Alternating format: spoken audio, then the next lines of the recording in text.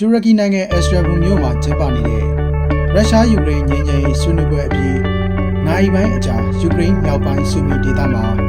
အရက်သားတွေစီးနင်းလိုက်ပါလာတဲ့မီနီဘတ်ကားစီဟာရုရှားပိုင်ဒရုန်းတွေတိုက်ခိုက်တာခံရပြီးလူကုန်တေဆုံးသွားတယ်လို့ဂါရီယန်သတင်းဌာနကဖော်ပြလာပါတယ်။ကံမကောင်းစွာနဲ့ပဲရုရှားတွေတိုက်ခိုက်မှုကြောင့်ကားပေါ်မှာပါလာတဲ့အရက်သားတွေတေဆုံးမှုရှိနေပါတယ်။ကံမကောင်းစွာနဲ့ပဲရုရှားတွေတိုက်ခိုက်မှုကြောင့်ကားပေါ်မှာပါလာတဲ့အရက်သားတွေတေဆုံးမှုရှိနေပါတယ်လို့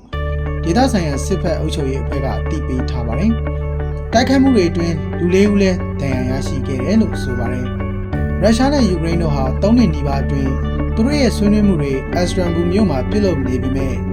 ငြိမ်းချမ်းရေးအတွက်တိတိတသားအောင်မြင်မှုမျိုးမရှိဘဲဆွေးနွေးမှုအပြီးနိုင်ပိုင်းကြာမှာတော့အခုလိုတိုက်ခိုက်မှုတွေဖြစ်ပေါ်လာတာပါ။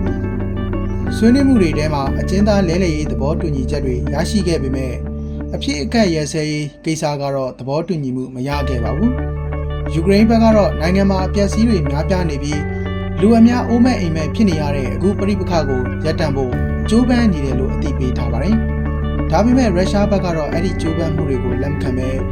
အကျဉ်းသားတစ်ထောင်နှစ်ဖက်လဲလှယ်ရေးအစီအစဉ်ကိုသာခိုင်မာတဲ့သဘောတူညီချက်အဖြစ်လက်ခံခဲ့ပါတယ်။ယူကရိန်းသမ္မတဇီလန်စကီကတော့အပြည့်အခက်ရဲစဲရေးကို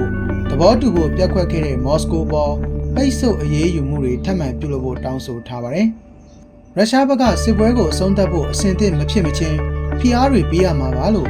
ယူကရိန်းသမ္မတဇီလန်စကီကသူ့ရဲ့လူမှုကွန်ရက် X မှာရေးတင်အသိပေးထားပါတယ်။တူရကီနိုင်ငံမှာကျင်းပနေတဲ့ငြိမ်းချမ်းရေးဆွေးနွေးပွဲမှာအမေရိကန်ရုရှားနဲ့ယူကရိန်း၃နိုင်ငံကသမ္မတတွေတက်ရောက်မယ်လို့ကနဦးမျှော်မှန်းချက်တွေရှိခဲ့ပေမဲ့နောက်ပိုင်းမှာရုရှားသမ္မတပူတင်ကသူ့ကိုယ်စားကိုယ်စားလှယ်အဖွဲ့ကိုဆင်လွှတ်ခဲ့တာကြောင့်ထိပ်တန်းခေါင်းဆောင်၃ဦးတွေ့ဆုံမဲ့အစီအစဉ်ပြတ်ခဲ့ရပါတယ်ခင်ဗျာ။